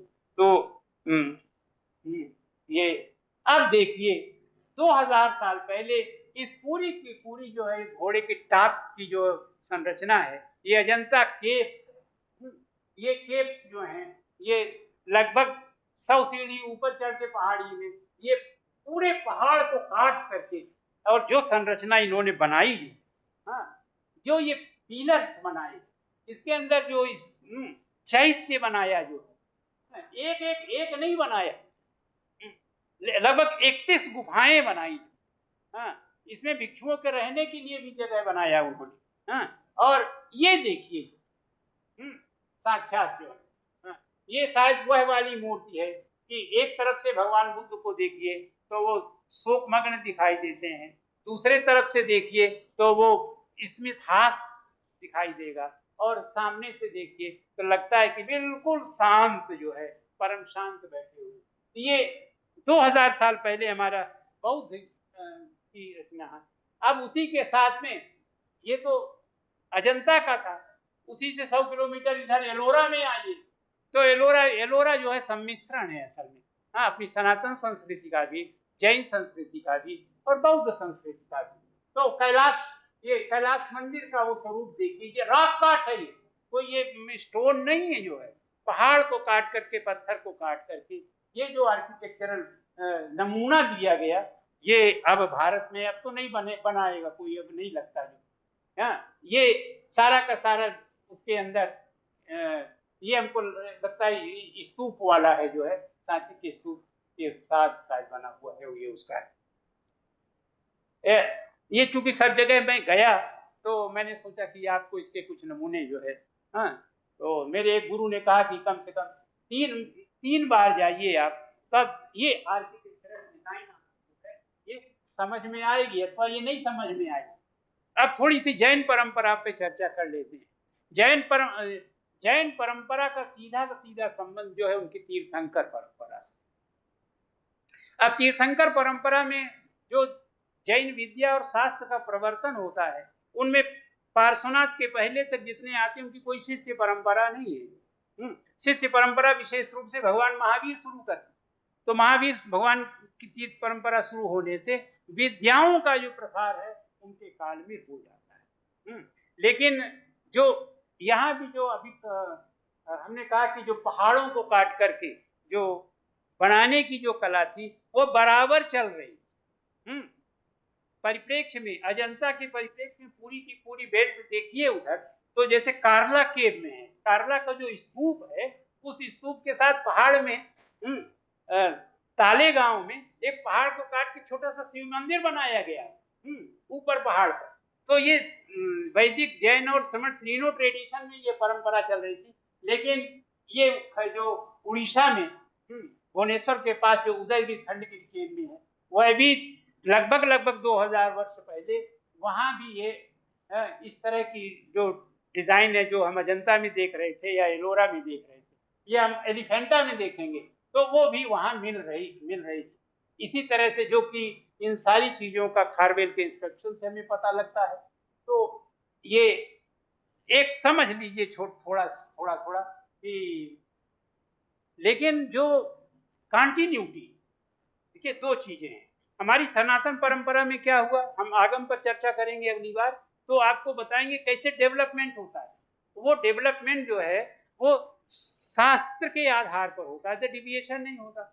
वही परंपरा जैन आगमों भी, यद्यपि उस तरह की परंपरा नहीं है कि वो शास्त्र देंगे, क्योंकि जो इनके आगम मिलते हैं, विशेष रूप से श्वेतांबर परंपरा में जो आगम मिलते हैं, उस आगम में बहुत सारे ऐसे ग्रंथ नहीं है। राजप्रश्नीय सूत्र को छोड़ दें तो एक को और छोड़ दें तो कोई आर्किटेक्चरल डिजाइन नहीं देता है हम, लेकिन इनकी परंपरा जो है वो एक साथ, विशेष रूप से पश्चिम भारत की लाइन के एक लाइन से देखिए, लाइन से कहा आप सीधे सीधे ग्वालियर से ले लीजिए तो आपको सोनागिरी का मंदिर है। उसके आप जाएंगे उदयपुर में आपका रणकपुर का टेम्पल है आपका, उसके साथ माउंट आबू में जाएंगे तो आपका दिलवाड़ा का मंदिर है, और सबसे बड़ा जो अहमदाबाद से जब 250 किलोमीटर आगे जाएंगे पालिताना में, तो पालिताना में जो आर्किटेक्चर वास्तु का जो स्वरूप देखेंगे तो लगता है कि ये भारत में क्या हो सकता है। और इनके जो आर्ट, जो ये गुफाओं को काट कर बनाने की जो परंपरा थी, उसको भी जैन ट्रेडिशन हमारी बहुत आगे ले गई, क्योंकि उन्होंने जो है श्रवण बेलगोला में भगवान गोमटेश्वर का जो बनाया जो है 51 फीट ऊंचा जो है उस पहाड़ी, और वो भी पहाड़ को काट कर बनाया, कोई ऐसा नहीं बनाया। तो जैन ट्रेडिशन भी हमारी वास्तु की ओरिजिन में। अब ये देखिए ये रणकपुर का टेम्पल, कोई भी मंदिर भारत, पूरे भारत को देखने के बाद ये जो अंदर की जो सीलिंग है, थोड़ा बाद में बुद्धिस्ट आर्किटेक्चर में ये चीज आई। आप लेह लद्दाख में जाए, लेह में जाएंगे तो वहाँ जो बौद्ध टेम्पल है वहां पर सीलिंग वो मिलेंगी, लेकिन ये जो सीलिंग जो ये गोला पूरा का पूरा जो बन रहा है, ये जैन आर्किटेक्चर में ही मिल सकता है, दूसरा नहीं। ये पिलर देखिए, रणकपुर दिलवाड़ा का एक ही, रणकपुर के पास में और दिलवाड़ा में भी, दिलवाड़ा वाला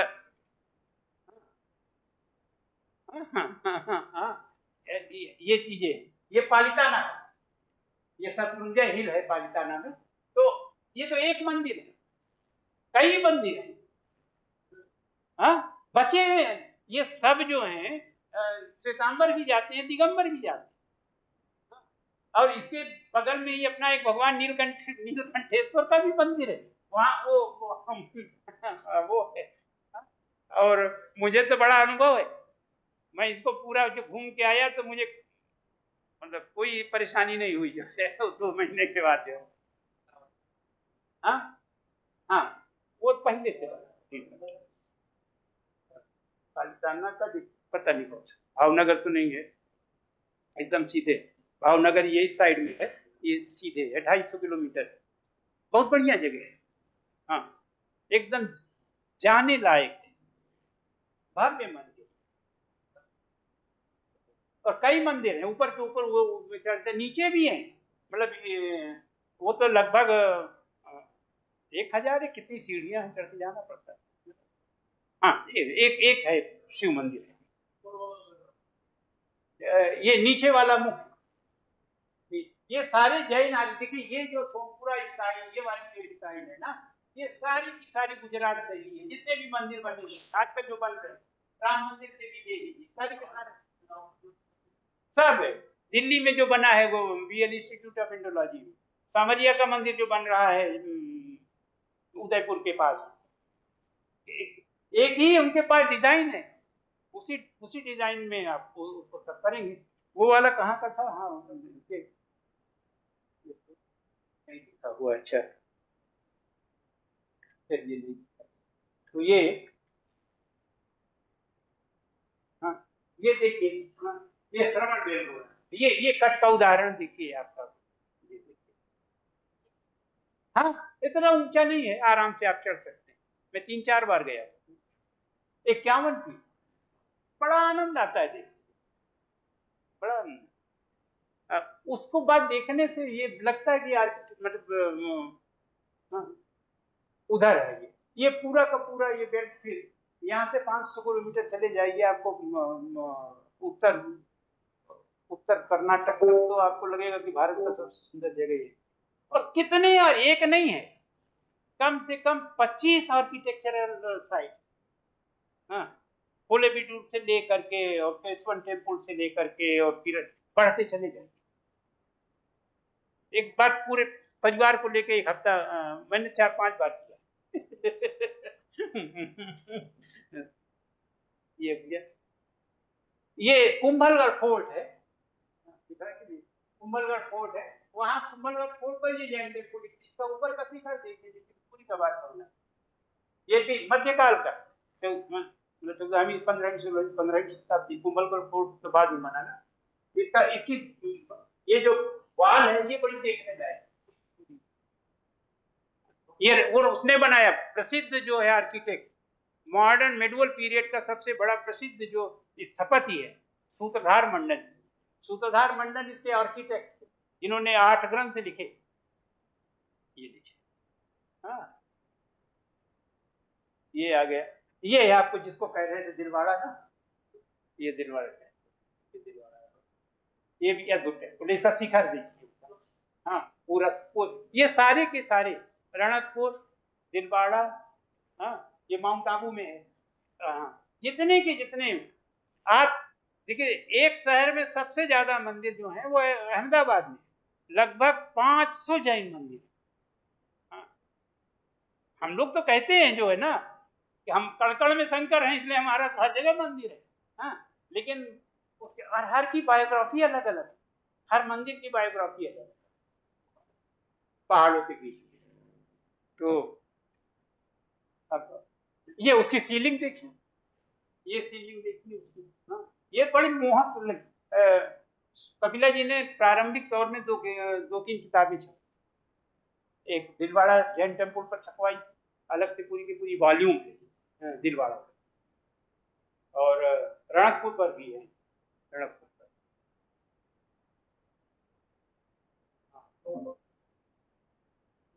क्या हुआ, खत्म हो गया क्या? हाँ तो चलिए, अभी बहुत कुछ है जो है, एक नमूना आपको दिया जो है, तो इस नमूने के साथ जो है आप लोग सब प्रसन्न रहे, ये मेरे लिए बड़ी प्रसन्नता का विषय है कि चलिए जो कुछ हुआ सबसे ये इसलिए भी महत्वपूर्ण रहा कि हमारे काशी विद्युत परिषद के महामंत्री, और वस्तुतः काशी में ज्ञान का एक तरह से जो प्रकाश, जो एक बार फिर जिसकी ज्वाला जो है समिद्ध होने के लिए जो है तैयार है, आचार्य आप सब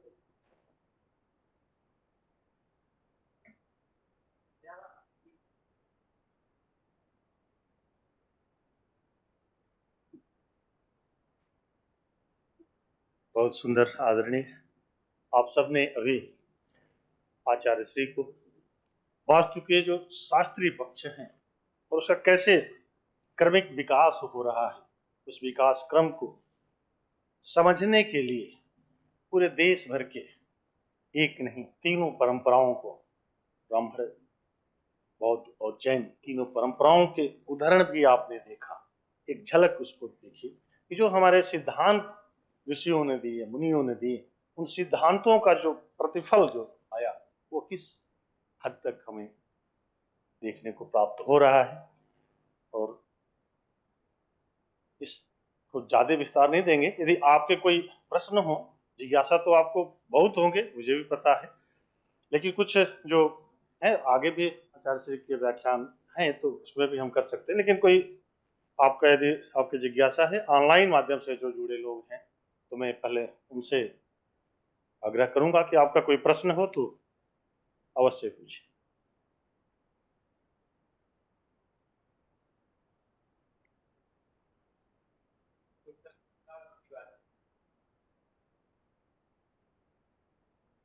ये जान लीजिए तो आप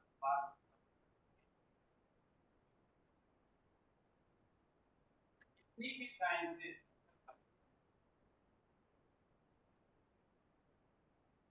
पहला जो साइंस की कैटेगरी बनी, हाँ, वह जो है वो स्थापत्य वेद के रूप में बनी, क्योंकि ये भौतिक भौतिक विज्ञान है। तो इसी से एक एक सारे के सारे एलिमेंट इसकी। तो ये जो प्रारंभ में एक ऋषि आए, एक से 4 आए, 4 से फिर 4 हुए, फिर 18 आए, फिर 32 आए, और धीरे धीरे जो विकास हुआ वो उनकी अलग अलग डिसिप्लिन है, अनुशासन है। ऐसा नहीं है कि सब जो है उसी रूप में है, एक एक अलग अलग। भगवान भरद्वाज ऋषि जी ने एक अलग से बनाया, क्योंकि मैंने जो है वो सिनोनिम्स दे दिए, पर्याय दे दिए। तो जितने पर्याय हैं उतने भी उतना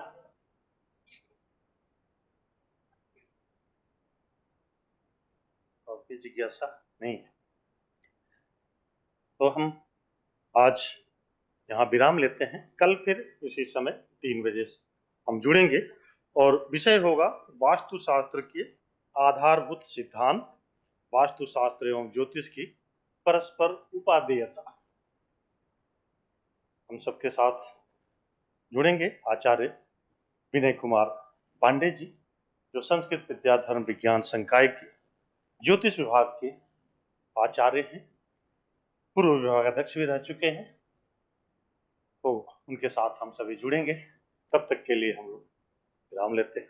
फिर कल ठीक 3 बजे मिलेंगे। धन्यवाद। और आचार्य श्री को भी बहुत बहुत धन्यवाद हम सभी की तरफ से कि आपने हमको पूरे वांग्मय का जो एक दर्शन यहाँ प्रस्तुत किया और सहज शब्दों में हम सब उसको समझने में जो उत्सुकता थी, जो जिज्ञासाएं थी, वो कुछ हद तक सभी हुई होंगी। यद्यपि कि वो शांत नहीं हुई और प्रज्वलित हो गई हैं। बहुत सारी इच्छाएं, बहुत सारे प्रश्न आपके मन में पैदा हुए हैं, जिसका ये जो हमारे अगले 14 दिन तक जो यह यानी कि जो चलेगा, इसमें समय समय पर और तत्त आचार्यों के द्वारा आपके उस ज्ञान की भाषा को तृप्त करेंगे।